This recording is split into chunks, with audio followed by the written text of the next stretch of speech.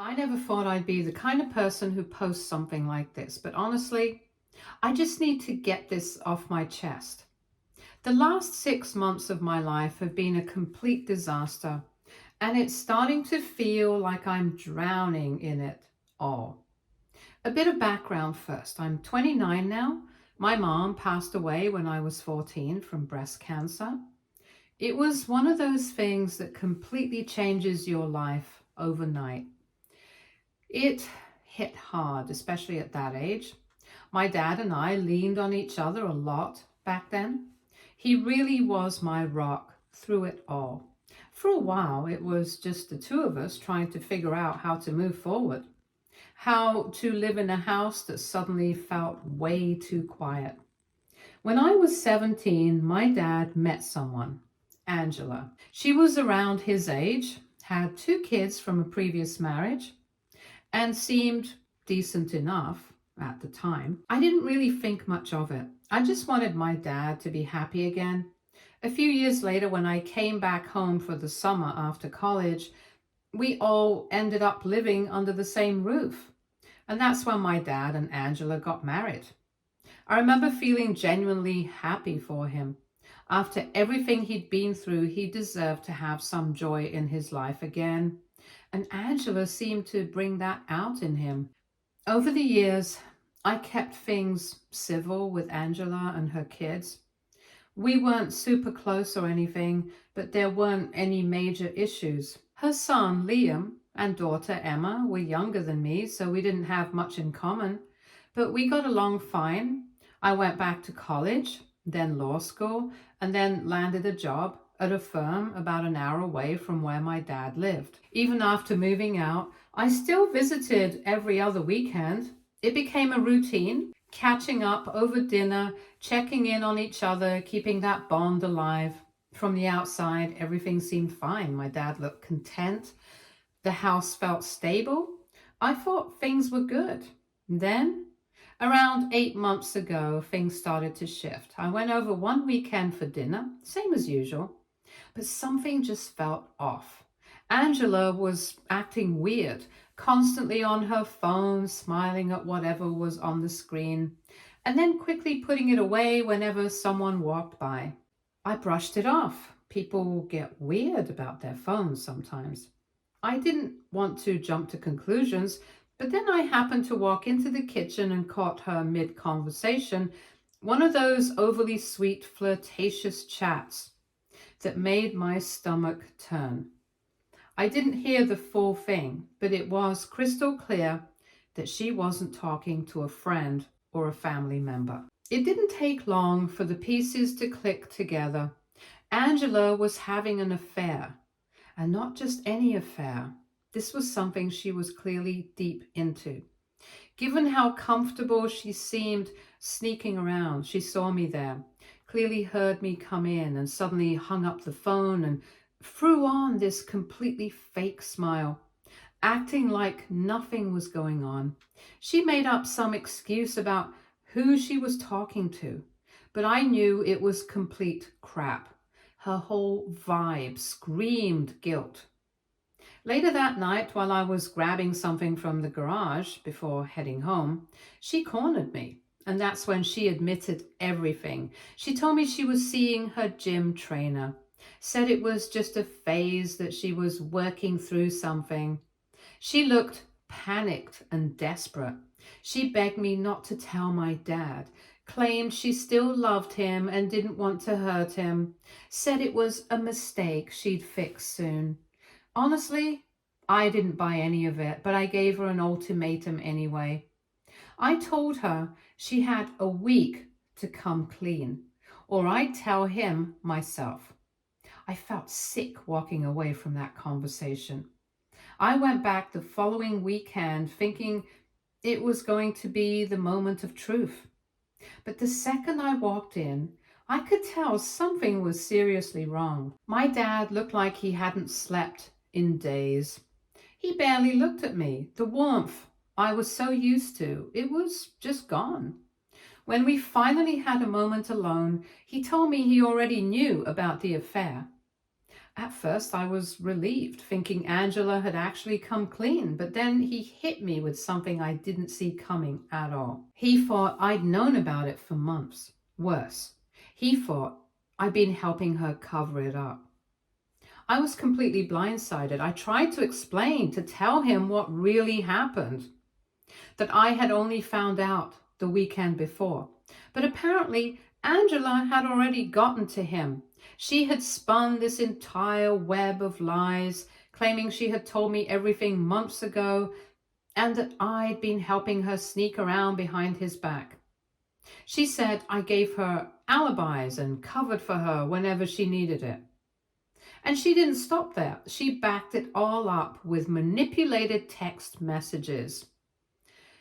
That part still blows my mind. She actually used real texts I'd exchanged with her, completely innocent stuff, like asking if she was home or if I could borrow something, and twisted them to look like I was in on the affair. Taken out of context, they made it look like I was actively helping her hide things from my dad. I didn't even realize how she had set that up until it was too late. My dad was crushed. I could see it in his face. He felt betrayed, not just by her, but by me. No matter how much I tried to explain, to show him the real context behind those messages, he wouldn't hear it. He wouldn't even look at my phone. He just shut down. He said he needed space, needed time to think. And that was it. He pulled away from me completely. About a week after everything went down, I got a long email from my dad. It honestly felt like getting punched in the gut all over again. In it, he told me that he and Angela had decided to work on their marriage, and part of that meant cutting out what he called negative influences. Apparently, that included me. He actually said I was a bad influence, especially on their kids, meaning Liam and Emma. He wrote that he couldn't trust me around the family anymore, that he needed space, and maybe someday we could try to rebuild our relationship. But for now, he was choosing them. Reading that email hurt in ways I didn't even know I could still feel. My dad, my own father, had completely turned his back on me. This was the same man I had leaned on after losing my mom. The same man I'd shared years of life with, just shutting me out like I was nothing. And not just shutting me out, but acting like I was dangerous or toxic, like I was someone who had hurt the family on purpose. He took Angela's word over mine without a second thought, and worse, he actually seemed convinced that I tried to sabotage his marriage, that I was jealous, bitter, or petty enough to lie and cause trouble. It was like he didn't know me at all. I tried everything I could to reach him after that. I called, I texted, I even wrote actual letters, old school style, pouring my heart out, explaining the truth from my side. I attached the recording of my conversation with Angela more than once. I tried to appeal to the part of him that had raised me, that had once believed in me.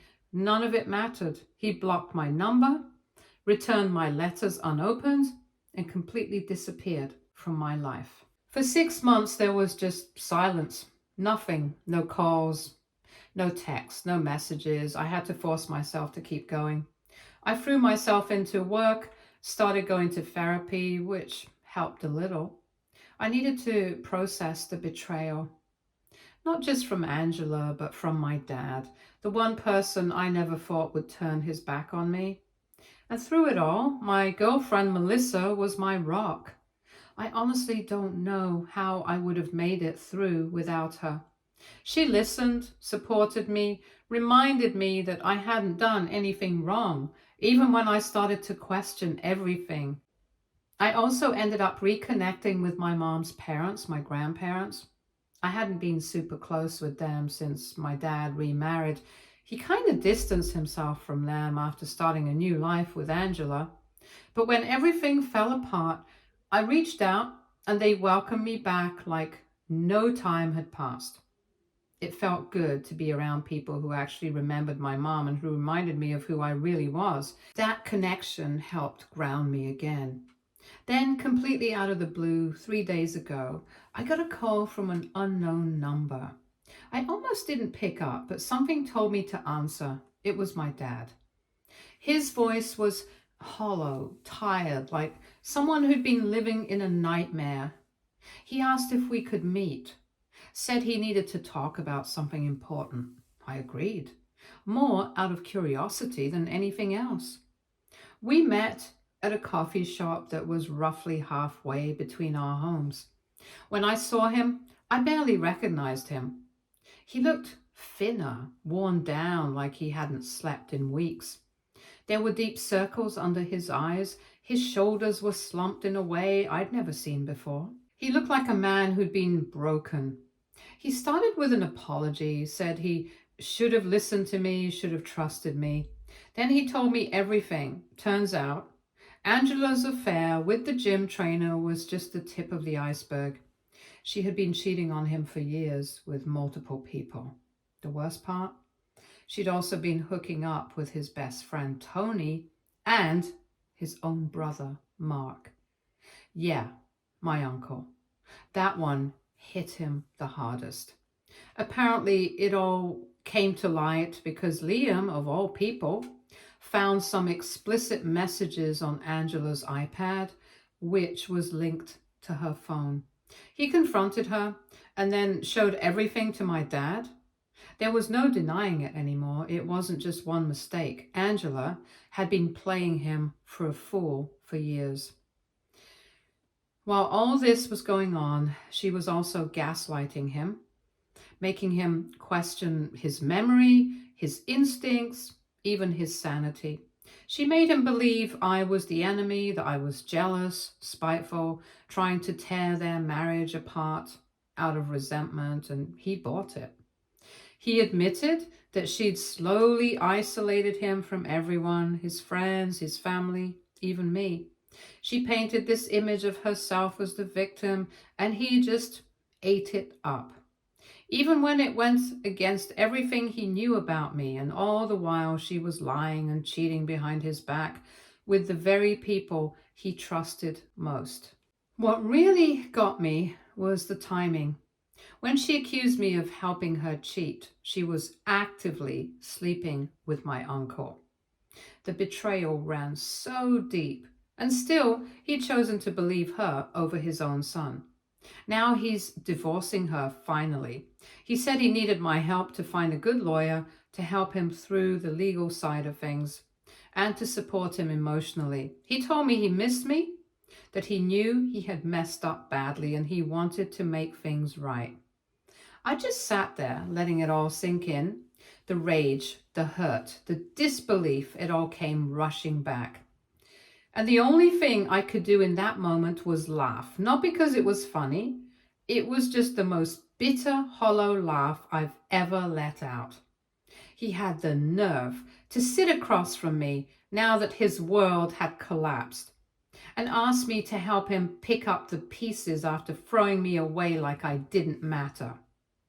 I reminded him of everything, that he had called me a bad influence, that he'd cut me off and kept her kids close, like I was some kind of threat, that he didn't just doubt me, he rejected me, and now, only after everyone else had betrayed him, he wanted me back in his corner. Then I hit him with the last truth. I told him I'd had proof all along. I'd recorded the conversation with Angela in the garage that day when she admitted the affair and begged me not to tell him. Our state's a one-party consent state, so it was completely legal. I had sent it to him multiple times over the past 6 months, but he never listened. He just deleted the emails without a second thought. I pulled out my phone and played the beginning of the recording for him, just long enough to prove it was real. Then I stopped it. I told him I wasn't going to help him find a lawyer. I wasn't going to support him through this because when I needed him, when I was the one being lied about and thrown under the bus, he wasn't there. He didn't even give me the benefit of the doubt. So now he's on his own, just like I was. I left him sitting there in that coffee shop and walked out, and now I'm sitting with this huge mix of emotions. Part of me feels like I finally stood up for myself, like I got closure, but another part of me feels sick with guilt because at the end of the day, he's still my dad. He's hurting, he's alone, and he clearly regrets what happened. I keep wondering if I was too harsh, if I should have been the bigger person, but then I think about everything he said and did or didn't do when it really mattered. And I don't know. I really don't. I'm stuck between wanting to protect myself and not wanting to become someone I don't recognize. So now I'm left asking, was I right to turn my back on him the way he did to me? Or did I just let my pain do the talking? Update 1. I didn't expect my post to get so much attention.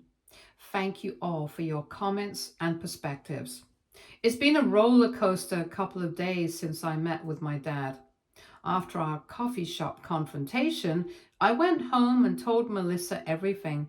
She was supportive, but gently suggested I might regret completely shutting the door on my relationship with my dad.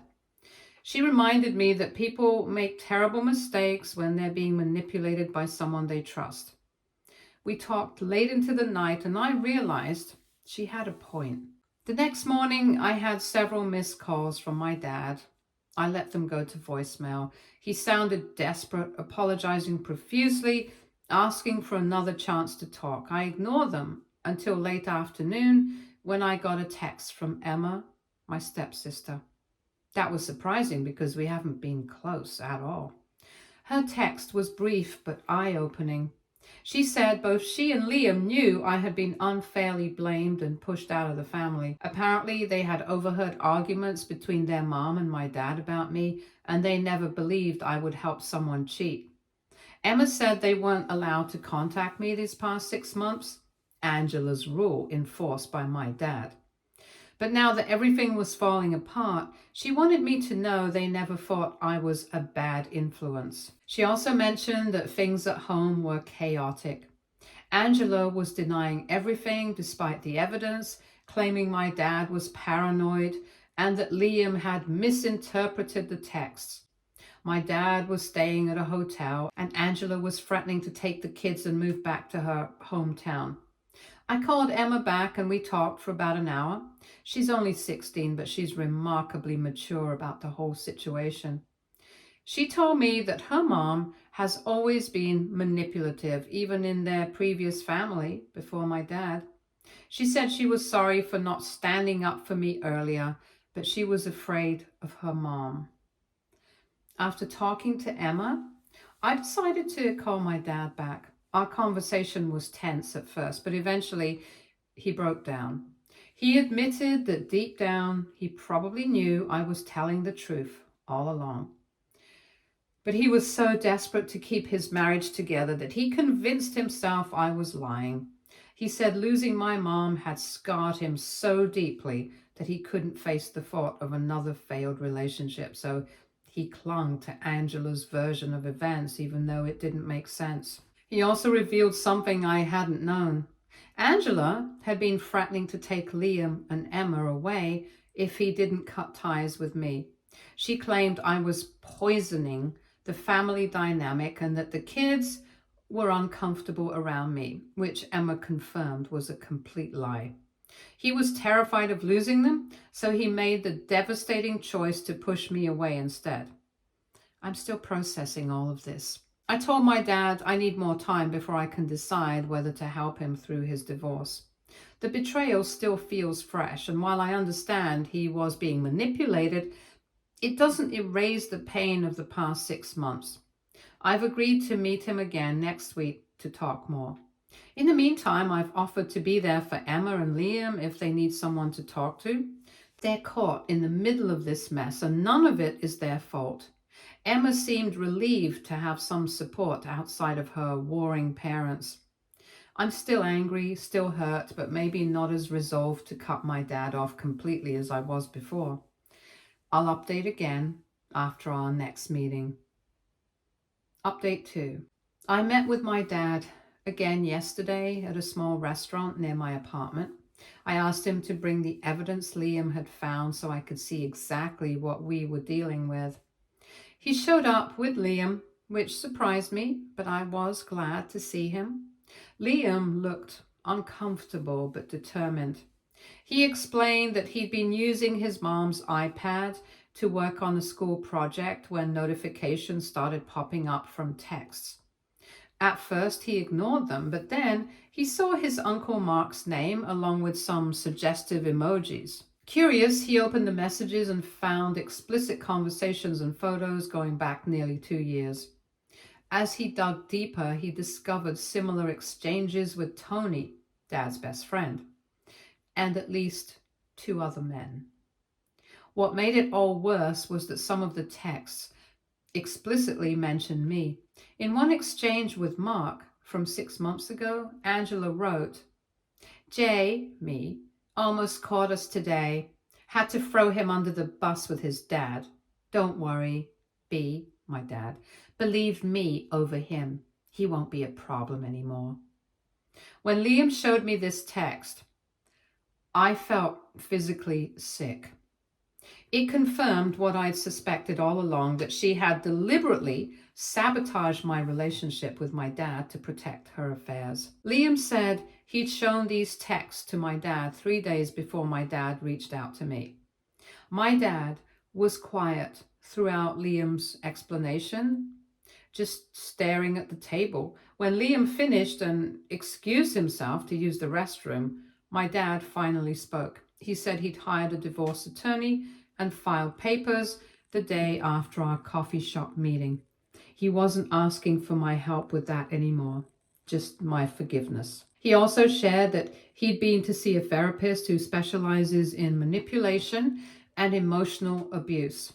The therapist had helped him understand how Angela had systematically isolated him from his support network, first my mom's parents, then his friends, and finally me. The therapist called it a classic abuser technique. Isolate the victim so they have nowhere to turn when the abuse escalates. Then my dad did something I wasn't expecting. He pulled out a small journal and handed it to me. He said he'd been writing letters to me every week for the past 6 months. Letters he never sent.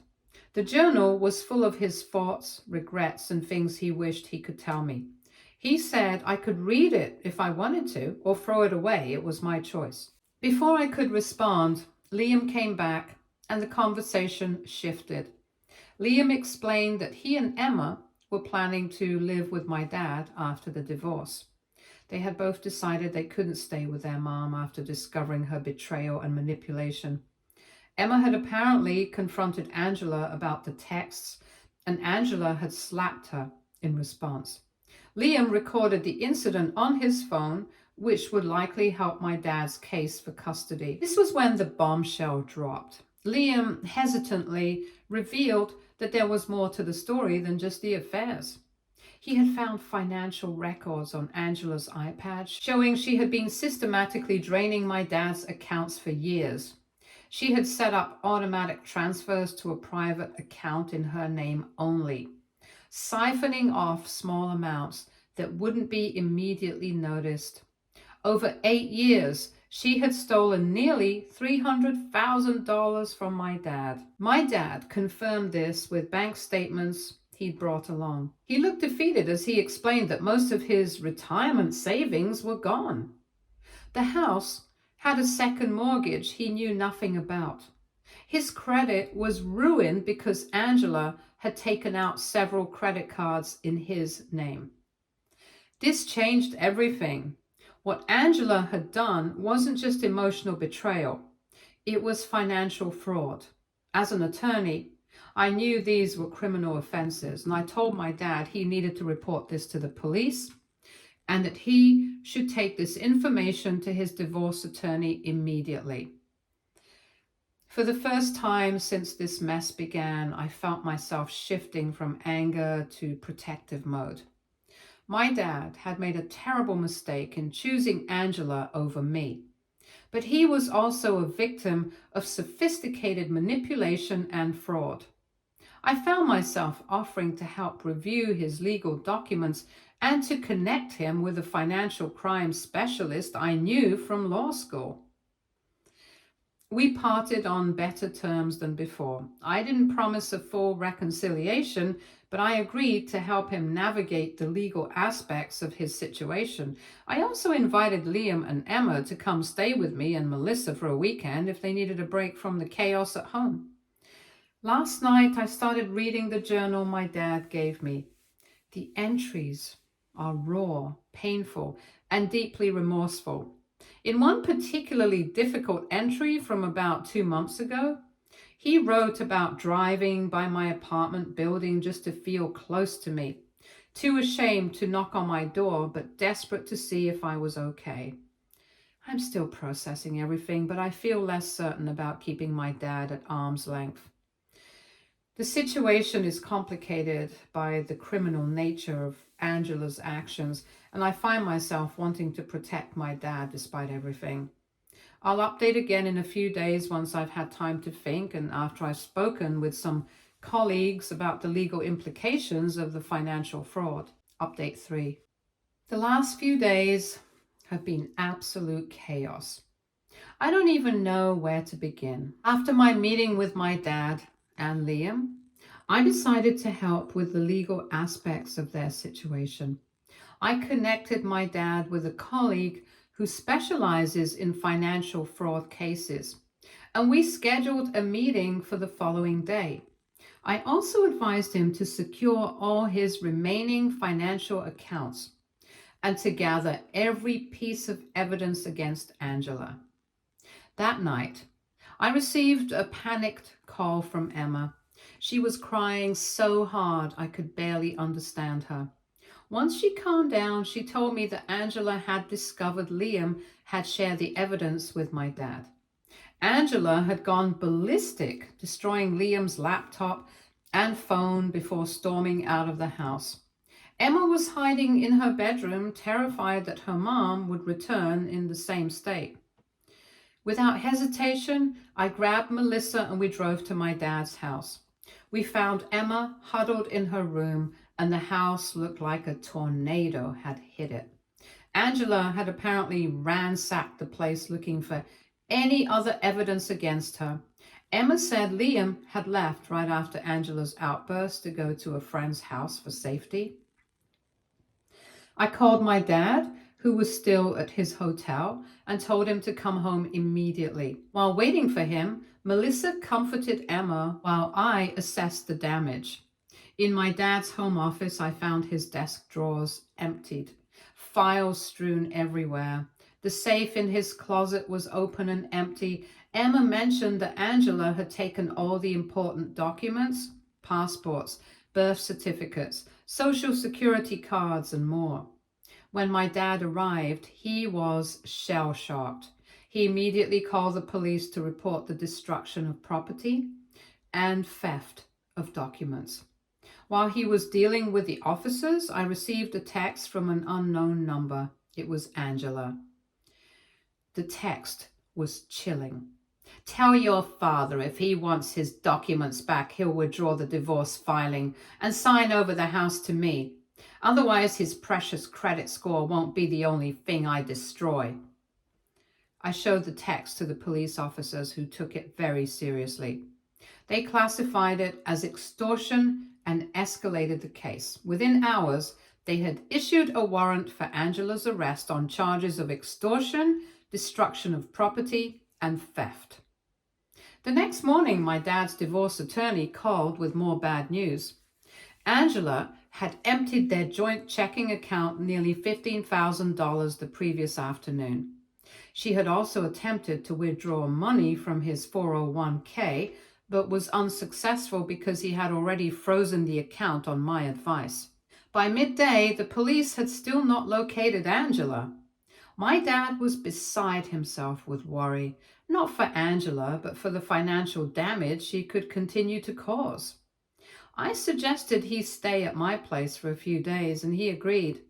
We also arranged for Emma and Liam to stay with us. Safety in numbers.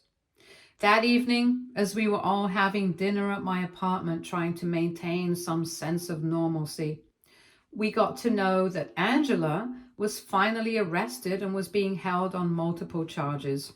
The next day brought another surprise. While helping my dad organize his paperwork for the upcoming legal proceedings, I discovered something shocking.